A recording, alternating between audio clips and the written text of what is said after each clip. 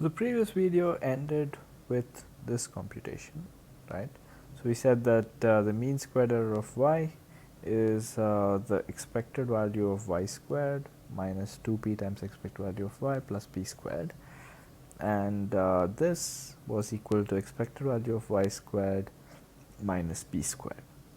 Okay, and now I cheated. Instead of actually going through all the calculations, thought I would write them down so that you will not be bogged down and actually go over this with a different colored pen. Okay, so what are we doing now? Okay, so you have this, let's try to evaluate this expected value of y squared. Okay, so what is this quantity? So plugging in what the value of y is, so this is the expected value of this term. Okay, and now the first step I did is this can be written as this is the square of a fraction, so it's like the square of the numerator divided by the square of the denominator. So the square of the numerator is this, the denominator is a constant, and this was n squared. Okay, so this is why the n squared came out, and this is what you have.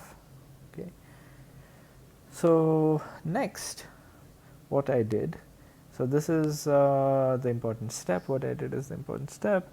Here all I did is expand out x1 plus x2 plus so on up to xn whole squared. Okay, so how do you expand something like this out?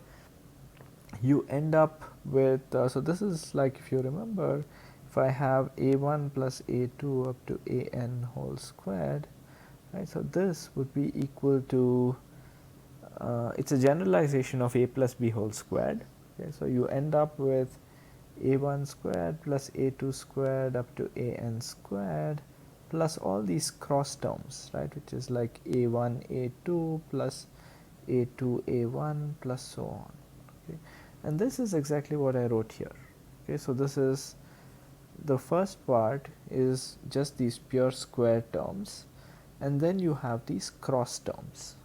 Okay, so which I write as sum over I not equal to j of xi xj. Okay, and if you think about it a little bit, you'll realize that there are exactly n times n minus 1 such terms.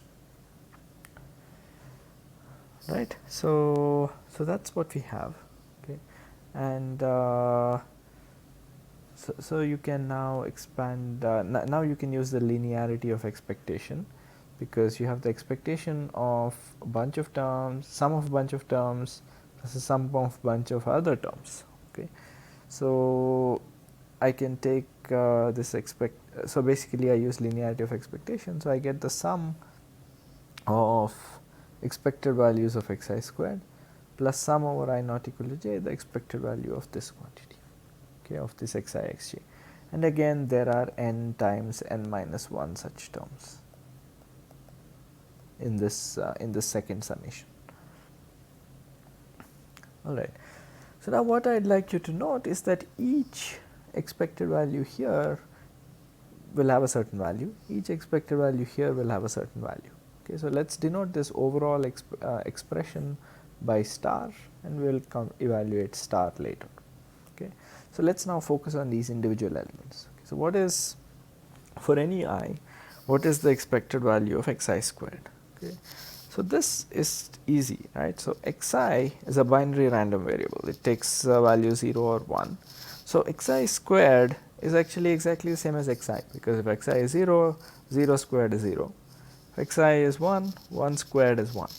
Okay, so xi squared is also distributed exactly the same way as x. Okay, so it takes value 1 with probability p, it takes value 0 with probability 1 minus p. Okay, so what this gives us is that the expected value of xi squared is exactly equal to p. Okay, now what is the expected value of xi xj? Right, so if I, for any I and j, okay, so for any ij,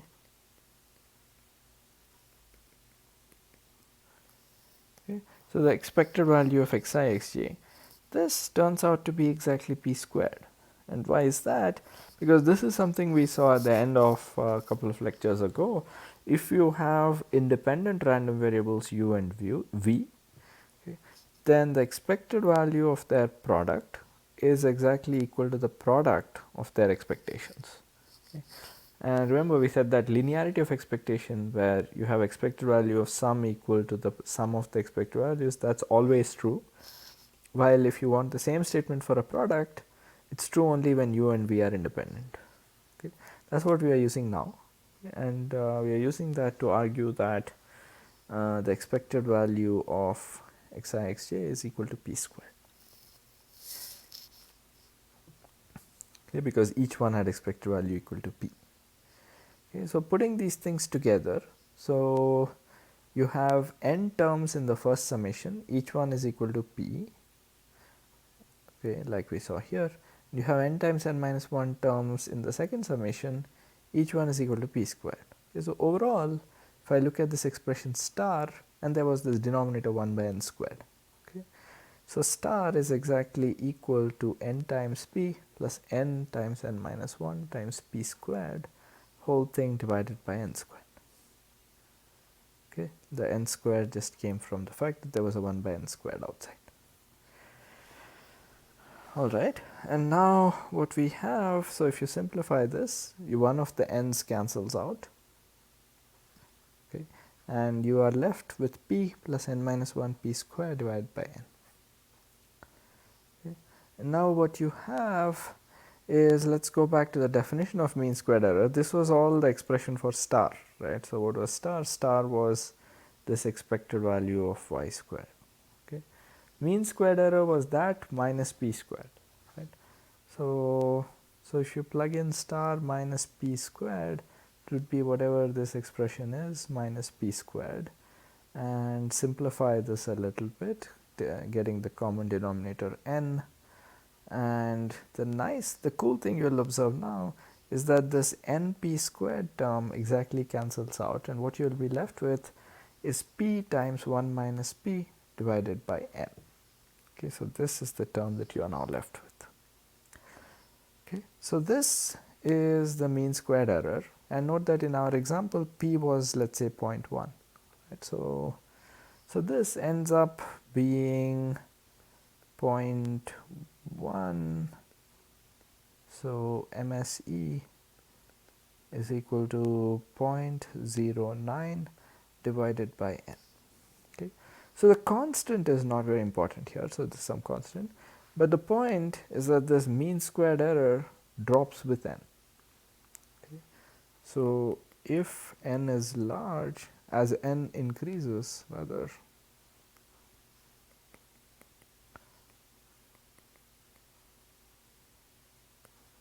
mean squared error of this estimator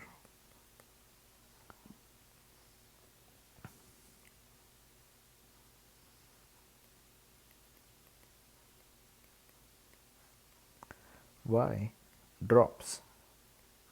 Okay, note that this is exactly what we wanted, right? So as n increases, the error of this estimator drops. Okay, so we've showed, and this exactly is what we said was claimed to earlier.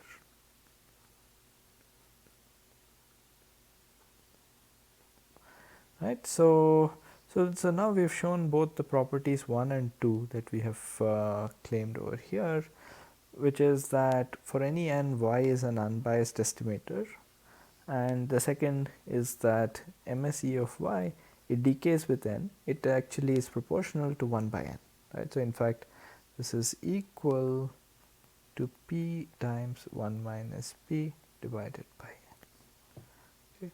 So this is what we have shown. Okay, so far we have restricted, what have we done? We have restricted ourselves to this very simple case of estimating p for a Bernoulli distribution, and we looked at the estimator y, which is basically the empirical average, which we also call the mean estimator. We said that this is an unbiased estimator, which just means that the expected value of this estimator is exactly equal to p. Okay, And we also said that the mean squared error of this estimator drops with n. So if you choose a large n, the error in your estimate will actually become much smaller. Alright, so this so far is an illustration of this very simple example of a one parameter distribution. Okay, so let's in the next lecture, looks like we are out of time. So in the next lecture, in the first part of the next lecture, we will look at the second case study, which is which illustrates a slightly different trick of how do you estimate the variance of a distribution. Okay. We will do that next time. Okay, and then we will also extend to this notion of likelihood based estimation.